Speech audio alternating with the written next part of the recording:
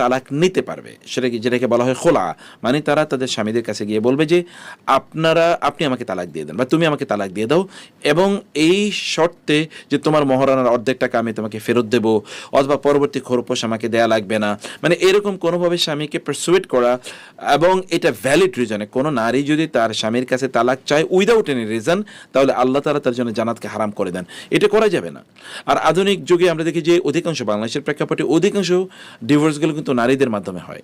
খুবই দুর্ভাগ্যজনক, খুবই দুর্ভাগ্যজনক। মানে নারীরা তারা অশান্ত হয়ে পড়ছে, বোনেরা তারা কিন্তু অধৈর্য হয়ে পড়ছে, এবং এটি শয়তান কিন্তু এক নম্বর এজেন্ডা পরিবারগুলো ধ্বংস করে দেয়। আমরা বলবো যে প্রিয় বোন, ধৈর্য ধারণ করুন। আপনি যেখানে যাবেন, এরপরে যে আপনার বিয়ে হলে সেটা যে ভালো হবে কে আপনাকে বলেছে?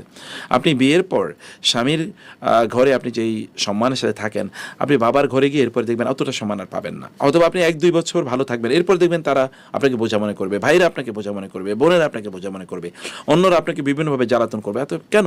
আর ধৈর্যর ইন্নামা ইউয়াফা সাবিরুন আজরাহুম বিগাইরি হিসাব। স্বামীর ঘরে যদি আপনি ধরুন সেখানে কষ্টের মধ্যে থাকেন, ধৈর্য ধারণ করুন। বিচার তো আল্লাহ সুবহানাহু ওয়া তাআলার কাছে আছেই, আর প্রতিদান তো তিনিই দেবেন। আপনি ধৈর্যের জন্য প্রতিদান পাবেন, আর দোয়া করতে থাকুন আল্লাহ তাআলা আপনার স্বামীকে দিনদার ভালো মানুষ বানিয়ে দেন। তিনি যদি ভালো হয়ে যান তাহলে তো আপনার কোনো টেনশন নাই, তাই না? এটি আমরা আমাদের বোনদেরকে অনুরোধ করব।